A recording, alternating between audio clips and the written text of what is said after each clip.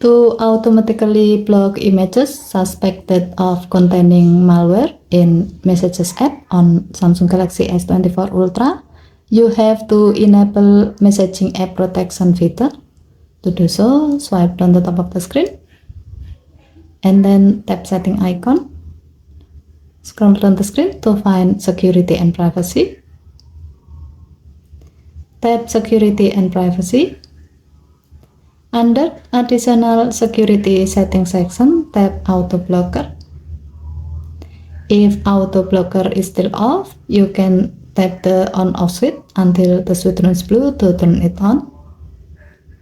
Next, under advanced section, tap the gray on off switch next to messaging app protection until the switch turns blue to turn it on.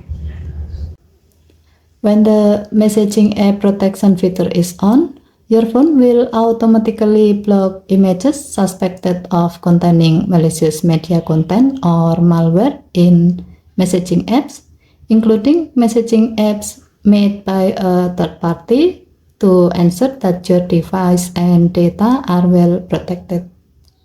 Okay, thank you for watching. Please help to like and subscribe. Have a nice day.